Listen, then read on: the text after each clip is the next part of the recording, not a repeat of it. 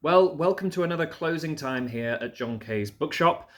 Today, I just want to quickly talk to you about an article that has appeared in today's Spectator on the lingering death of poetry. This is by Angela Patmore. The Poetry Society has betrayed poetry, is the headline. It's in the Spectator, so there is, of course, a level of hysterical stuffiness to the article. It actually ends with the sentence, God help us. That gives you some idea of the style of the piece. My objections with the article start with its first sentence.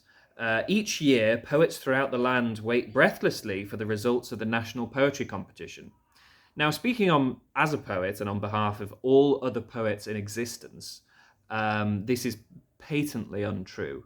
No poet awaits the results of the national poetry competition with anything other than a sort of forlorn inevitability, a resentment, a sense of nauseating obligation. Writing poems to begin with is an already futile act.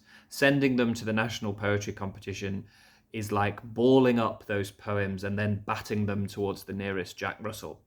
It's something that you are obliged to do if you're living in the UK. I mean, it is the national poetry competition. Of course, you're going to send off to the national poetry competition, but no poet does it without a sense of deep shame.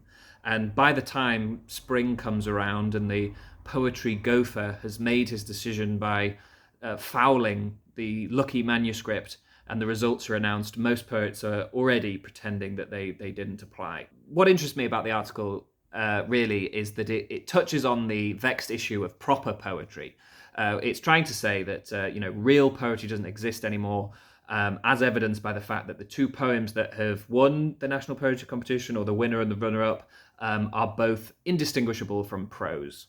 This is, of course, an old bugbear of traditionalist poets, lamenting prose that has been smashed up with a toffee hammer, as it says in this article, or sometimes presented adorably as a prose poem. The name is meant to fool you into thinking that this is going to be a piece of prose too ambitious to still be called prose, but usually just ends up being a piece of writing too insipid to adhere to either prose or poetry, and so just ends up disappointing both of its parents. And the article is right enough in saying that this type of poetry is everywhere and it's completely eclipsed, quote-unquote proper poetry. We'll come to what that even means in a sec. It's everywhere in print, as the article says.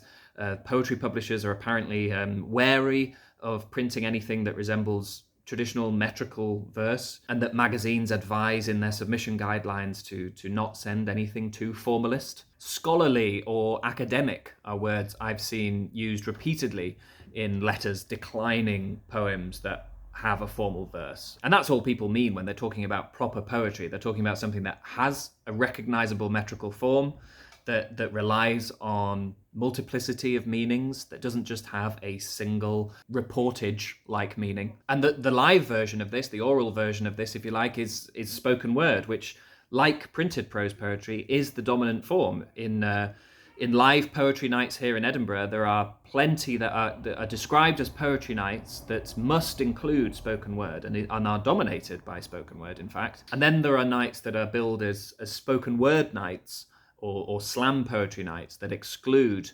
quote-unquote proper poetry. It's funny, in the article they bring up McGonagall, the supposedly the worst poet in history, William McGonagall. They use him as an example of doggerel verse that has one single meaning that doesn't scan. And there's quite a lot of interest here in McGonagall. He was Scottish, and so we stock him here in the bookshop.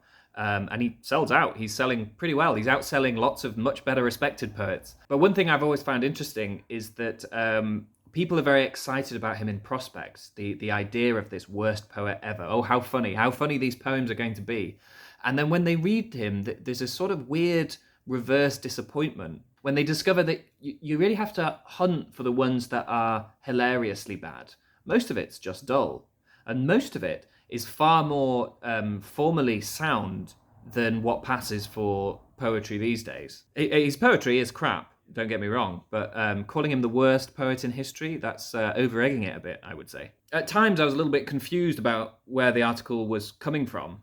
Midway through wailing the death of poetry, the article picks two poets out to praise, Simon Armitage and Alice Oswald, who are not only current poets and successful current poets, but weirder still, they are poets who have written an enormous amount of exactly the kind of poetry that the article is indicting, poetry that's indistinguishable from prose. So, yeah, most of poetry is indistinguishable from prose, just as most of prose is indistinguishable from telly. That's the problem with articles like these or conversations like these at the back of a spoken word night when someone's dared to shiftily bring up the subject of proper poetry, like two Catholics furtively catching eyes at a public burning. You just end up lamely circling around the fact that most of everything is crap. And pointing it out only makes you look like a churlish, sore loser.